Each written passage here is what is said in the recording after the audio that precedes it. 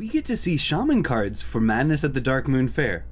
Also, Warlocks might just break the game. There are a ton more Legendaries and Corrupt cards to look at this time, as well as additional support for unusual archetypes. Let's look at the next 25 cards coming for the set. This should be interesting. As usual, we're going to get right into it, so if you'd like a breakdown of our review criteria, check out the description below, or review number 1 linked up there. One thing I will mention is that by the time this comes out, all the cards from the set will have been revealed. But we're writing and recording this before they've been announced, so if I miss some synergies that actually would make something stronger than I predict, forgive me. As always, there's a link to quick reviews with puns in the description below for those of you without much time. For everyone else, let's get into the main reviews.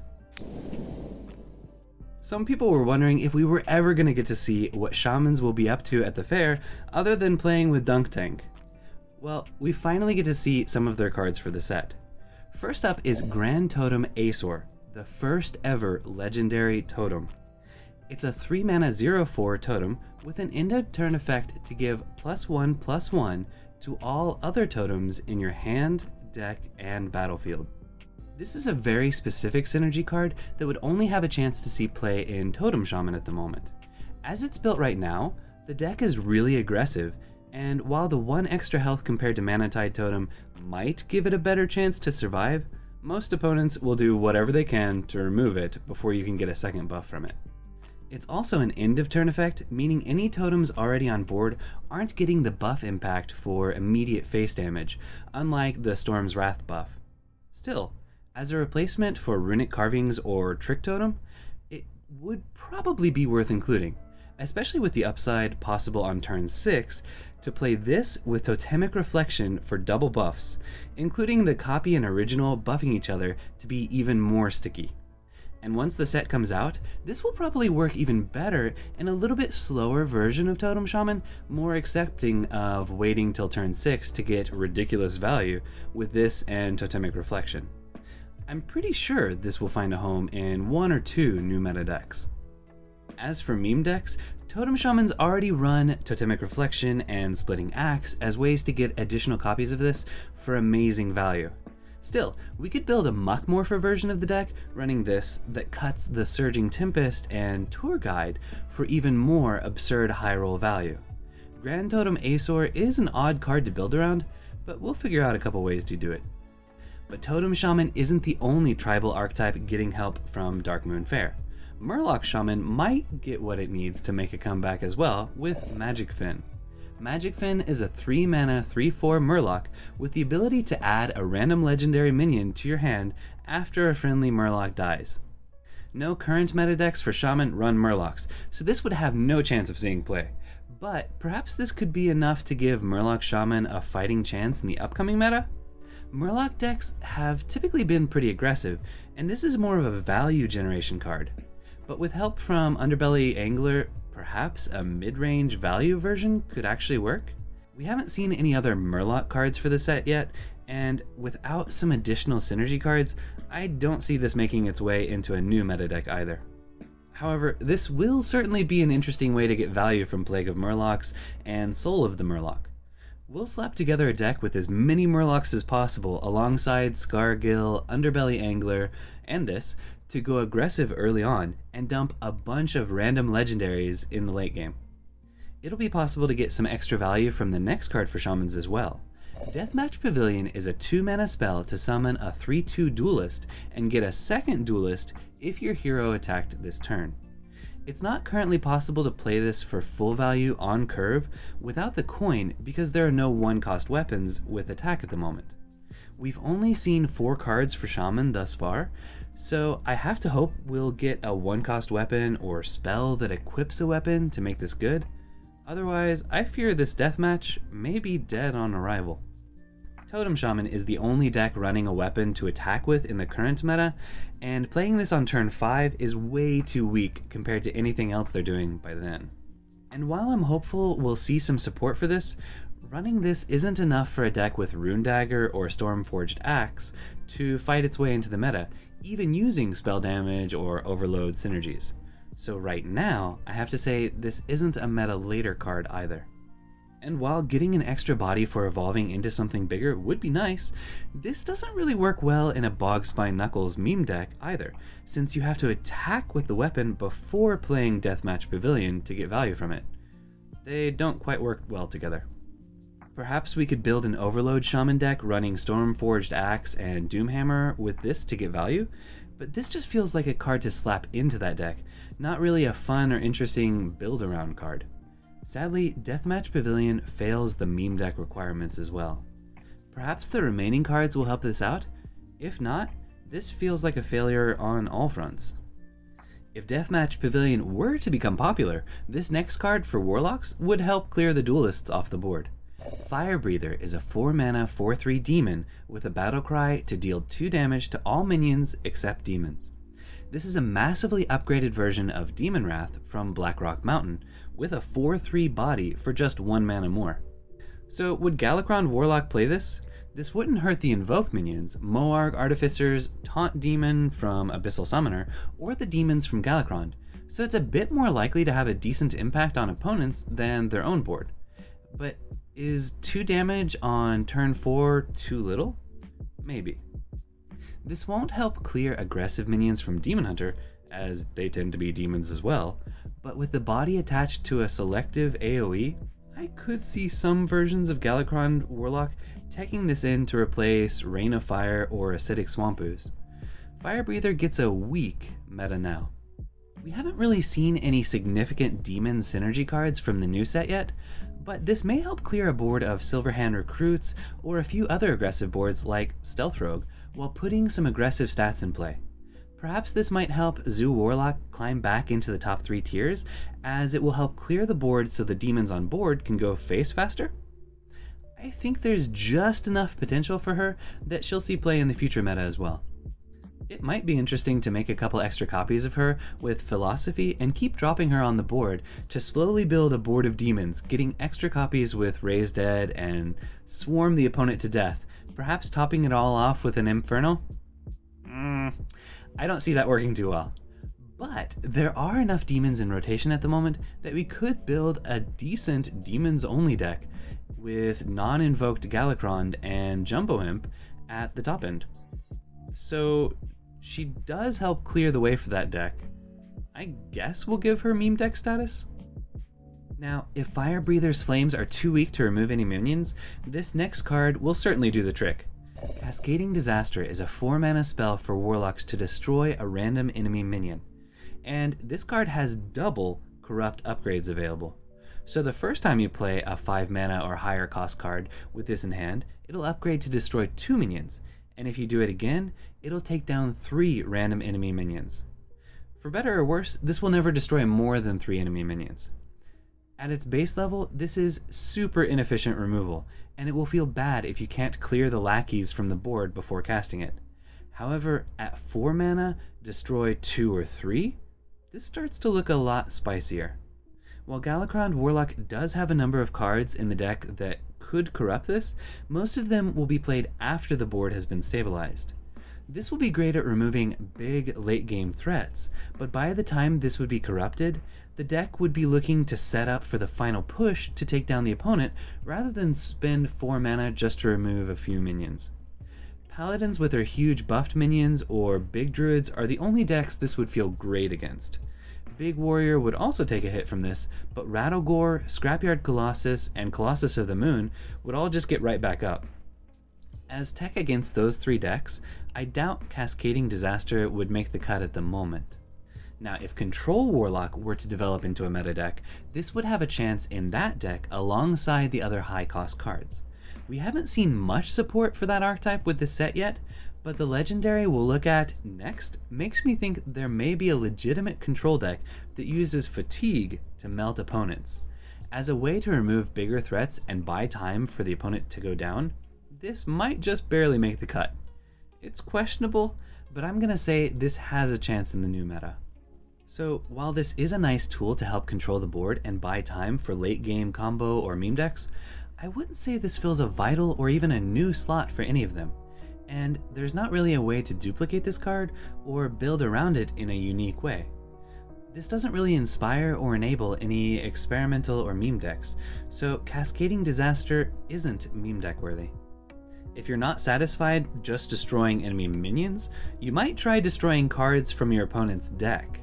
The first legendary for us to cover from Warlocks is Tickatus, a 6-mana 8/8 demon with a battle cry to remove the top 5 cards from your deck.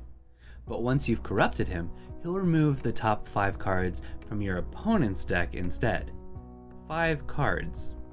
Combo decks beware. Mindrender Elusia is no longer the only way to wreck your dreams. So, in Wild, Mechathune decks might have use for Tickatus pre-corrupt, but in Standard, Chef Nomi is about the only card that would reward recklessly dropping this guy as is. However, the ability to burn not 1, not 2, but 5 cards from your opponent's deck is crazy. Admittedly, it will take until at least turn 8 to use this guy in corrupt form most of the time, but there will still be plenty to burn at that point. Now, in the past, remove top cards effects do not cause fatigue if the opponent doesn't have enough cards. So if your opponent has only 3 cards left, I don't believe it will cause them to take 2 extra hits of fatigue right away. Still, this is crazy. Or rather, madness. Sorry. Oh, and getting a second copy of him corrupted for 0 mana from Yashar's the Defiler? That's some absurd disruption. For sheer disruption potential and the fact that they do have 3 cards that could activate the corruption on this, I think Galakrond Warlocks would be happy to run Tickatus. He's a great body for the cost, but the opportunity to burn several tools for clearing boards from the opponent would certainly prove worth it. However, Tickatus will prove even more potent in a deck running a few more corrupt activators, and with an effect like this, it will be worth making a control deck to use him.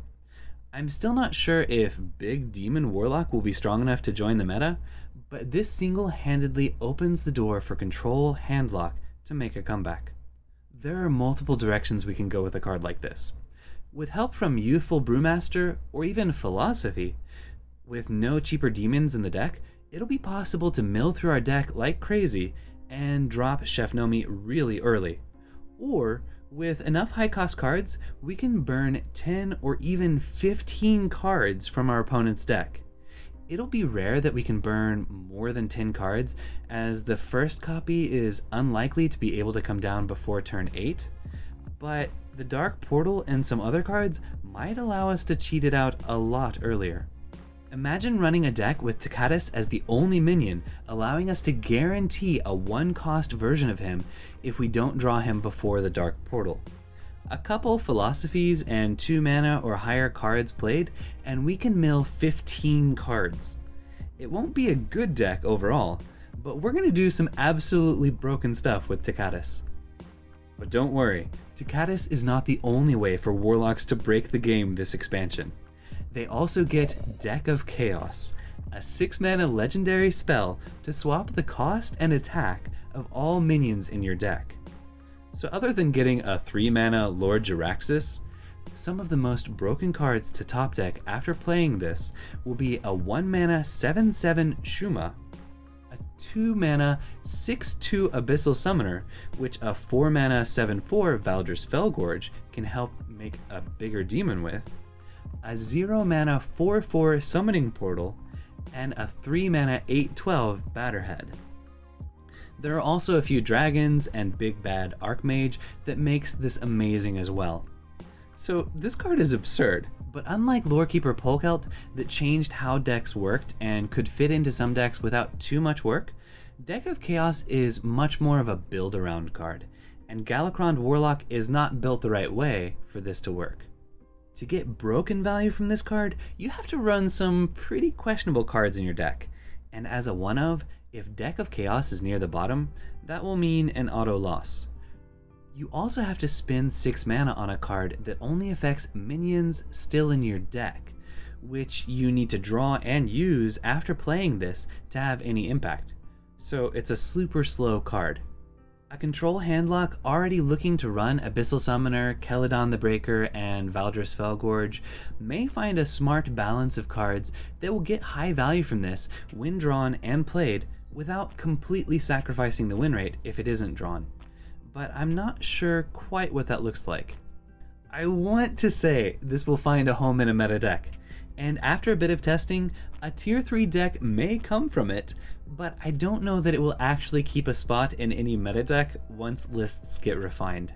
If there's a way to discover it more consistently and or cheat it out with something else, like Luna's Pocket Galaxy did at later points in rotation, then it may make the cut. Plot twist can help, but I don't know that it'll be enough. Not meta later?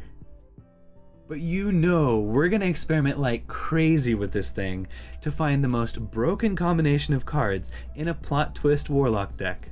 So get your experimental lab coats on and meet me in the Meme-speriment laboratory.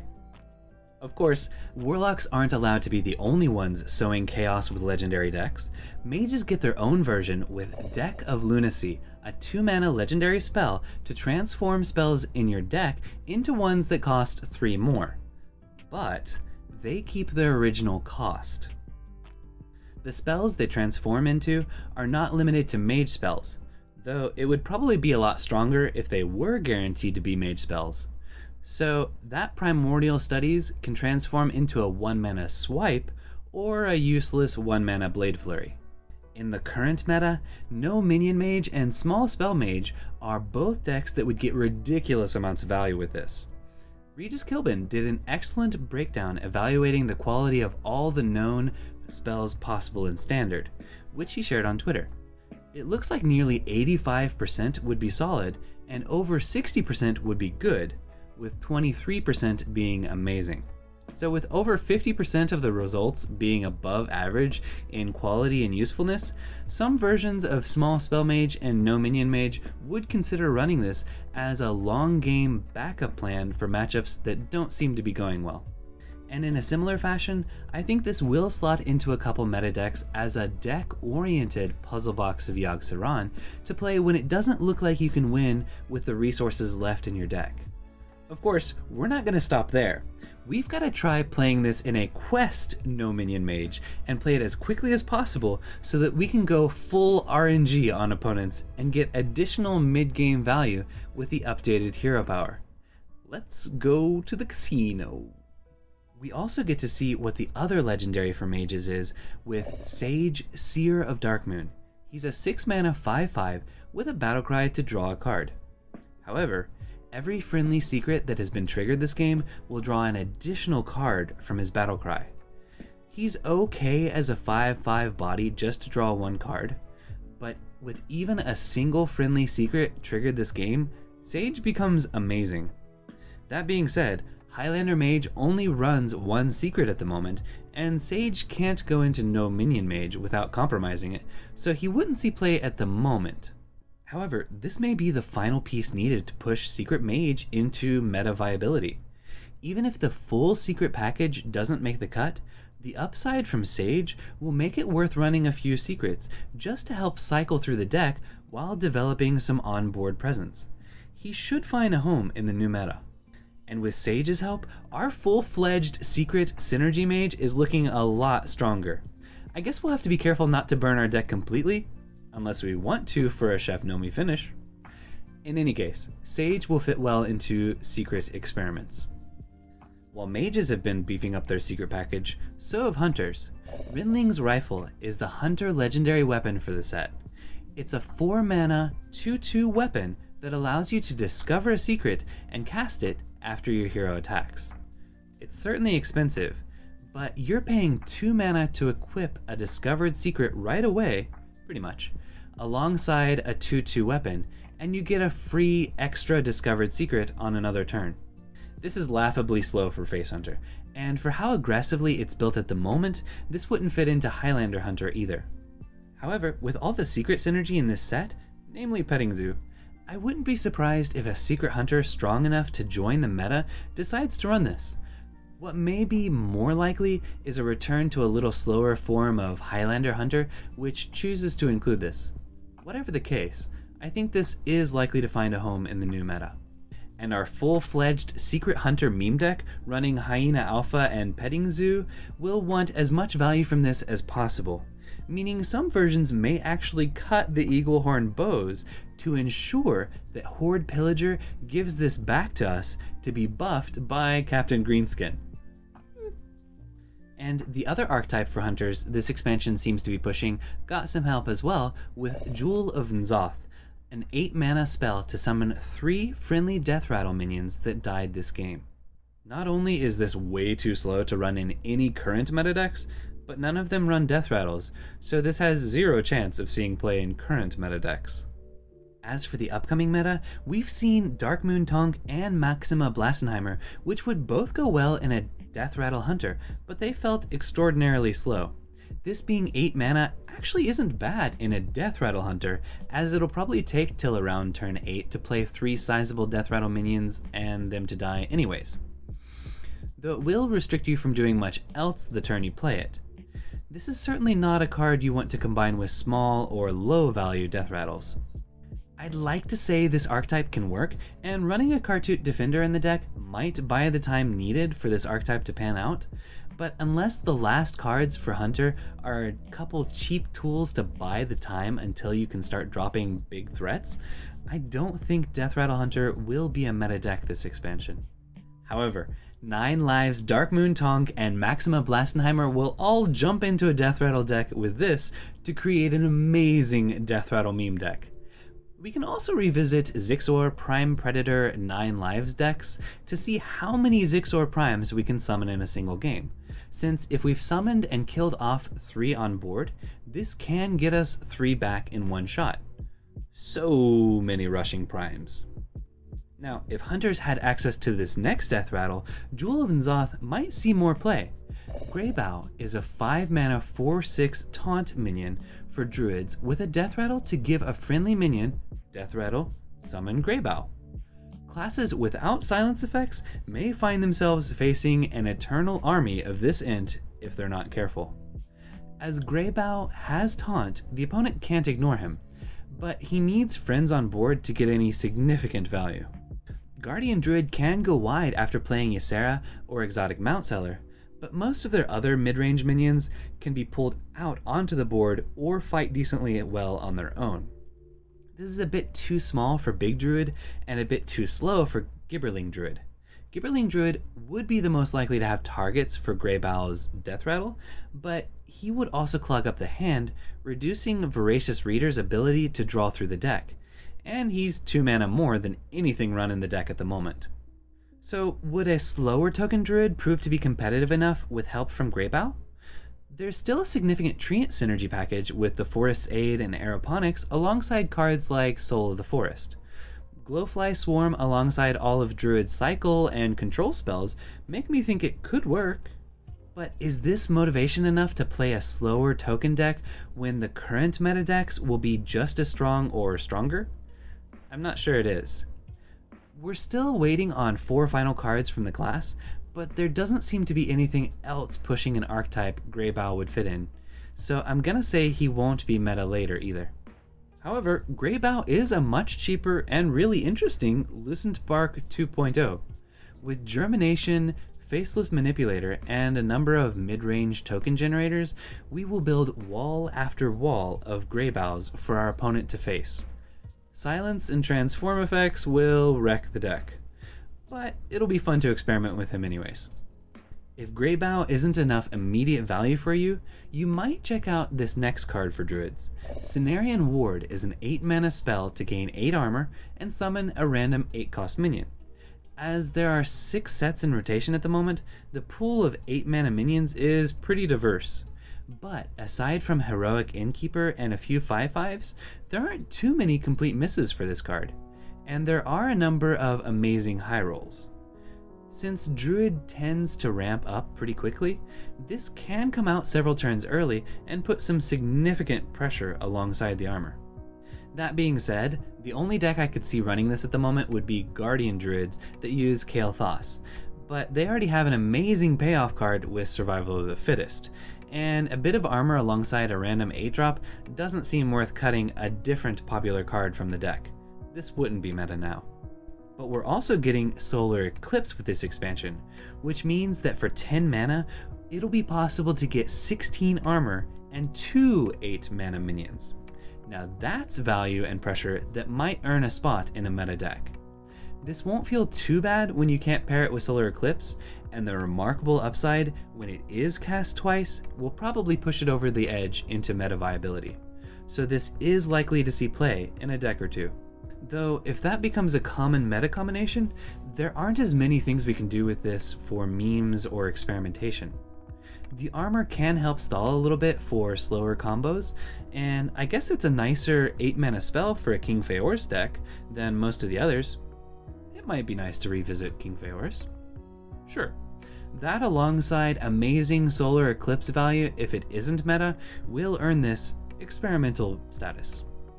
Druids aren't the only ones looking for a little extra value at the Darkmoon Faire. Demon Hunters can get a bit extra with help from Zai the Incredible, a 5-mana 5/3 with a battle cry to copy the left and rightmost cards in your hand. The copies will appear just outside the cards that get copied, so outcast cards will be doubly outcasted. It won't mess up your card positioning. Other classes would kill for value like this, but would this actually make any of the current Demon Hunter decks better? Aggro would be a bit awkward, but Token might be happy to get a couple extra resources in hand, and while it can make positioning a Skull of Gul'dan in an outcast position take a turn or two longer, I don't think Soul Demon Hunter would mind getting an extra Marrow Slicer, Twin Slice, or really almost any core card in the deck. Toss in Zai in place of Horde Pillager as a popular card, and you've got potential for another weapon and payoff card for a large body at just 1 mana more. He could probably make the cut. And with the ridiculous payoffs of lifesteal weapons and effects from Il'gynoth, a card that can generate more of the cheap resources to pair with him, or an extra copy of him, after a little play with card positioning in hand, he should be an incredible inclusion in a couple meta decks. Big Demon and other experimental decks are always looking for ways to generate more copies of the fun or crazy cards, and Zai can get us 2 cards at once. With help from Youthful Brewmaster, it might even be possible to set up some truly absurd combos. I mean, this is one way to get extra Chef Nomi value for the end of the game. He'll certainly earn a spot in a meme deck or two. Speaking of incredible value, the power creep within Demon Hunter has already begun. Ashtongue Battlelord has nothing on this next corrupt card. Insatiable Felhound is a 3-mana 2/5 demon with taunt. If you corrupt it, the Felhound gains +1/+1 and lifesteal. A 3-mana 3/6 taunt lifesteal with demon synergies. Ashtongue Battlelord didn't even get a year before he became completely outclassed. Yes, it'll probably be turn 5 before you can play the upgraded version of this, but you'll have 2 mana to play with as it drops onto the board with greater presence. But even though this is quite a bit better than Ashtongue Battlelord, which currently sees no competitive play, I don't think any of the current decks would consider including it, as Demon Hunter isn't really looking for taunts and doesn't need the lifesteal. And if it weren't for Il'gynoth, I'd say the same fate awaits it in the new meta. But even with Il'gynoth, I'm not sure Demon Hunters will run this. Yes, their combined might will severely punish opponents trading into this with anything but Divine Shield minions or clearing it with spells, but Demon Hunter is the new Mega Smork class. We need a whole new archetype to make this viable, and with the cards revealed so far, I don't see one working with Felhound. However, with enough lifesteal cards to pair with Il'gynoth and additional copies of Il'gynoth or lifesteal cards from Zai, it might be interesting to build an almost completely lifesteal oriented deck and see how it does. This can help enable a few experiments. Next up is another 3-mana minion for Demon Hunters. Felsteel Executioner is a 3-mana 4/3 elemental with a corrupt effect to become a weapon. Okay, viability aside, a Felsteel elemental that transforms into a weapon? This is an awesome card. So not only is this the only class elemental for demon hunters, should they choose to go for an N'Zoth deck without a big neutral one, but once corrupted, it's one of the best statted weapons available to demon hunters. It has an extra durability over Marrow Slicer and costs one less, but it will likely come down a turn later due to the corrupt requirement, and it doesn't give soul fragments. It's okay as an elemental, but it's really nice as a weapon. With Marrow Slicer and Eldrazi Warblades, Soul Demon Hunter is near a critical mass of weapons, and while the extra durability would be nice, the effects bundled into the current weapons outweigh the benefit, especially with the corrupt condition. It doesn't mesh with the game plan of Token Demon Hunter, but it might just work in aggro? It doesn't provide the early presence that Umberwing provides, but it could fit as a replacement for Marrow Slicer in aggro, as they're not looking for synergies with soul fragments. But without Marrow Slicer, there aren't that many options to corrupt this card, so I think it still falls short for that deck as well. I would say that this is likely to meet the same fate in the upcoming meta as well, but the next card we'll be looking at incentivizes having a high attack weapon equipped fairly early, and I could see a little bit slower but heavy hitting version of Aggro Demon Hunter developing with this and the next card. Felsteel Executioner gets a hopeful meta later. As for memes, while this is an elemental that could come back from N'Zoth, it's not exciting to get back from it. Getting a 0 mana 4/3 weapon from Yashar's the Defiler is pretty nice though. I'm not too excited about the prospects of Yashar's deck for Demon Hunters, but if they could get another Corrupt card, or there's actually a decent quality neutral Corrupt card announced, it may be worth putting together. However, at the moment, neither Old God is particularly enticing to build around with this elemental. So if Felsteel Executioner becomes a popular card, there will be one more easy way to send Bladed Lady onto the board cheaply.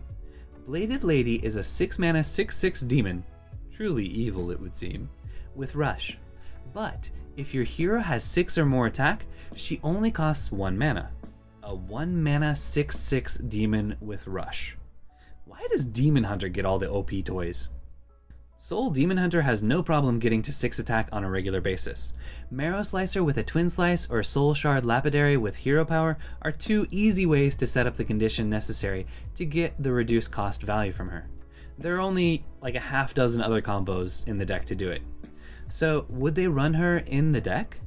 As a way to remove a taunt for cheap and allow the weapon damage to go face, or develop some extra pressure onto the board while clearing something for just 1 extra mana? I could see this replacing Pinflinger as a popular card. She can't go face right away, but her condition is easy to meet.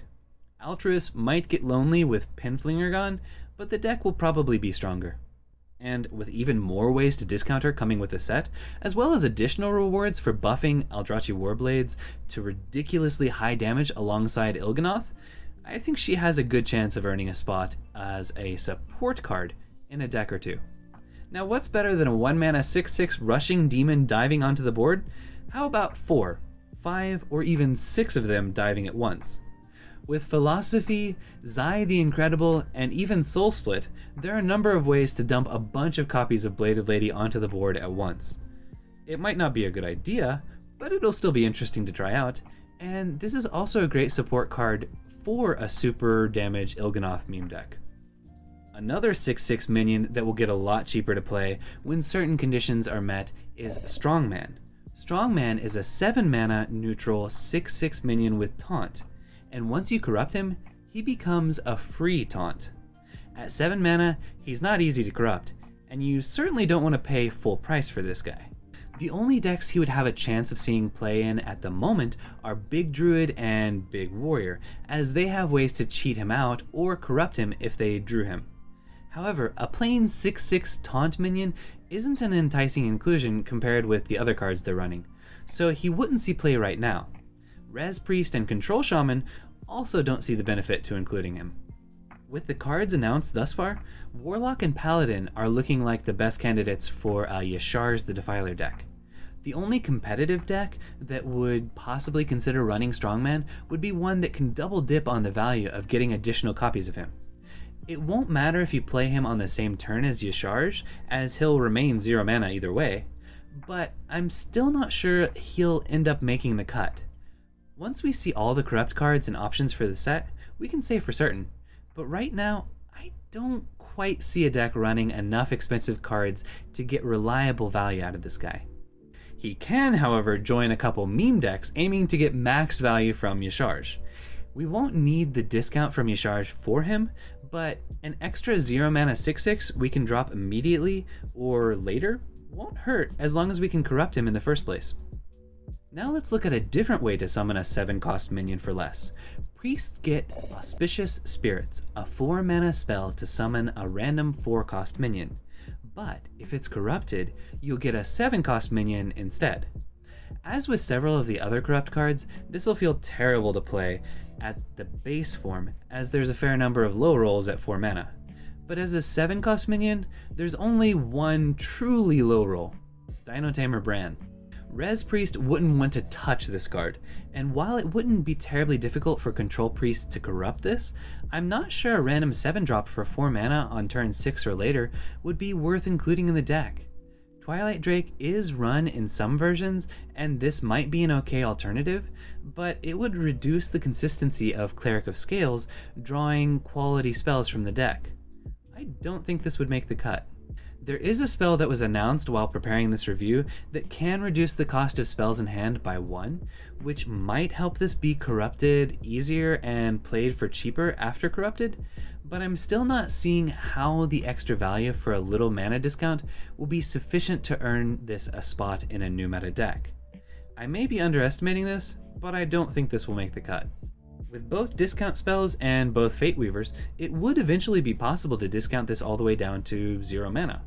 Summoning a 7 mana minion for really cheap might provide a nice buff and copy target, but as you have no idea what will be summoned, it's not a reliable build-around effect. Without Khadgar or something similar, this card just doesn't inspire or enable any experimental or meme decks. Next, let's look at Rogue and a few of the tools they're getting from the fair. First up is a major upgrade to Assassinate, Malevolent Strike. This 5 mana spell will destroy a minion, but it can be made cheaper by shuffling cards into your deck. It costs 1 less for every card in your deck that didn't start there. So if you're running the new Cthulhu the Shattered in your deck, this will only cost 1 at the beginning of the game until you start drawing the pieces of Cthulhu. Ticketmaster will be another great way to discount this if you don't want to run cards like Togwaggle Scheme, Shadow of Death, or Waxadread. So a 1 or 2 mana Assassinate is really powerful, but it does require cards being in your deck that didn't start there, and none of the current meta rogue decks shuffle cards into their deck unless they discover a spell to do so. Since the cards from Secret Passage don't get shuffled into your deck when you play it, even if you draw Malevolent Strike from Secret Passage, it wouldn't be discounted, so this would not see play at the moment. However, while I don't know that Cthulhu will make his way into a meta deck, with the synergies available with Grand Empress Shek'Zara and this, I think there's a good chance Ticketmaster will see play, opening the door for this to be teched in as cheap, hard removal, which will be needed to take down some of the massive buffed Divine Shield minions from Paladin, or annoying taunts in the way of finishing off the opponent. While Sap will likely continue to make the cut in a few lists as well, this may replace or jump in alongside it in a list or two. This will be great removal to include in our Shek'Zara scheme decks, often being playable as a 0 mana removal. While we can't duplicate its effect, we will be able to get to 0 mana more consistently than meta decks, and it will improve the survivability of meme decks trying to pull off shenanigans with shuffle mechanics, making this a pretty cool meme deck enabler. While we just got to see an upgraded version of Assassinate, this next card is arguably an upgraded version of Shadowstep. Tenwu of the Red Smoke is the other legendary for rogues with a 3/2 body for 2 mana. His battle cry is to return a friendly minion to your hand, which costs 1 this turn. While a minion from Shadowstep doesn't have to be replayed the same turn to get the 2 mana discount, Tenwu can bounce a much bigger minion the same turn for just 3 mana total. Oh, and he comes with a 3/2 body. So for 9 mana, Galakrond Rogue could play Heistbearer Togwaggle to discover a treasure, drop Tenwu, and immediately replay Togwaggle for a second treasure. Or, if they need a bit of extra damage to close out the game and have Shadow Step, Kronks, and Tenwu in hand, they could play Kronks, drop Tenwu onto Kronks, replay Kronks, Shadow Step Tenwu to bounce Kronks again, and play Kronks a third time. That's 15 direct face damage or a +6/+6 buff on minions for 10 mana. I mean, bouncing a Jandis Barov or Edwin early on will generate a ton of pressure, but Kronks and Togwaggle are exciting ways to use him. So yeah, I think Tenwu could make the cut right now. And those broken ways to use him were just simple theorizing with a current deck. I'm sure as the new meta develops, people will discover more broken ways to use him, meaning he should pop up in a few meta decks. Of course, when you're looking for truly broken ways to use Tenwu that might be too inconsistent for meta decks, there are a ton of options available. One simple play I'm looking forward to doing is Shadow Stepping Tenwu earlier in the game so that on 10 mana we can play Dragon Queen Alexstrasza, bounce her with Tenwu, and play her right back out. 4 1-mana dragons sounds nice, but I'm pretty sure there will be a bunch of even crazier things for us to do with him. This is gonna be fun. If summoning cheaper copies of your own minions doesn't feel like enough, why not summon copies of your opponent's minions and give them stealth? Shadow Clone is a new secret for rogues that will summon a copy of a minion and give it stealth after it attacks your hero. This is the first rogue secret to truly punish opponents for going face. Depending on how the opponent plays around this, you could get a 1/1 Lackey, or you could get an 8/8 Ancient Guardian with Divine Shield. The stealth aspect will improve the chances that the minion survives, but if that minion happened to have taunt, sadly it won't be able to protect you from additional immediate damage. Secret Rogue and Highlander Rogue both run Plagiarize, Dirty Tricks, and Ambush as their secret package alongside Shadow Jeweler Hanar. While the impact of Shadow Clone is much slower, I could see some versions of these swapping out an ambush or two to include Shadow Clone if they're facing a lot of paladins with their big minions as well as big warriors and druids. Opponents can play around it, but it might force them to make some awkward plays that buy you the time to take them down, all while getting you a guaranteed minion on board, even if it is their smallest minion. Shadow Clone is a questionable meta now card, and in the upcoming meta, we'll have to see how powerful this effect is. I think this will be a popular tech card for Secret Rogues, and it might even open the door for Galakrond Secret Rogue or some other board-centric rogue archetypes to find their way into the meta. Whatever the case, I think this will at least earn a slot in Secret Rogue once the dust settles.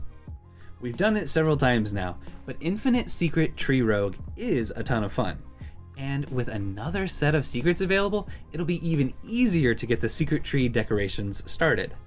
Not to mention some nice counter pressure to help keep our first couple copies of Shadow Jeweler Hanar alive. With Shek Zara's help to draw extra copies of Shadow Jeweler Hanar from our deck, it looks as though we'll be able to do some thorough decorating this expansion. Rogues aren't the only ones getting a really punishing secret.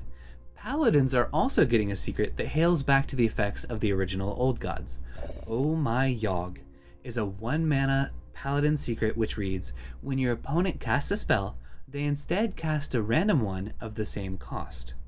This can really disrupt your opponent's game plan and act sort of like a counterspell, but this is far weaker than counterspell because they still cast some spell at the same cost. Now, that could be something that backfires and hurts them, or it could be something that works out even better than they originally planned. It's Yogg. It's random. Unreliable random lists like this is not worth replacing a card in the extraordinarily powerful meta decks Paladin has at the moment. This wouldn't make the cut in any of them. And the same argument applies to the future meta. Paladin just doesn't need this, and it's not a class that's typically looking to get value from random effects unless it's random Murlocs. This is a nice disruption tool, but Paladins don't really need it right now. However, Mysterious Blade is still in Standard, and we might be able to pair this into a Secret Synergy meme deck. I'm not sure we'd want to play Commander Risa alongside this, as I'm pretty sure that means our opponent would get 2 random spells of the same cost, improving the random value our opponent is generating. Still, as another tool for a thoroughly off-meta archetype, this can be a meme deck enabler. Now let's look at a much more reliable legendary Paladins are getting to help with their Silverhand recruits. Lothraxion the Redeemed is a 5-mana 5/5 demon with a battlecry which gives Divine Shield to all Silverhand recruits you summon for the rest of the game. It's not going to be easy to remove those buff magnets from the board anymore. If this isn't at the bottom of their deck, Paladins will be able to stick a couple recruits to the board through anything but the most zealous value trader. Current builds of Paladin aren't focused on summoning recruits onto the board, especially after turn 5, when this would start providing the benefit to the deck, so Lothraxion the Redeemed would not join current meta decks. However, with Day at the Fair and Balloon Merchant, it looks as though Paladin is getting the synergies needed to make a recruit Paladin deck work. There is a bit of an overlap with this effect and Balloon Merchant, but I imagine they go in the same deck, as Balloon Merchant can come down a little earlier to protect a couple minions, or he can be used to reapply Divine Shield and buff recruits that lost their shields. I keep saying this for this archetype, but I'd still like to see one more synergy card to solidify its position in the new meta. However, Lothraxion might just be enough to push it into the meta. He should join a meta deck or two.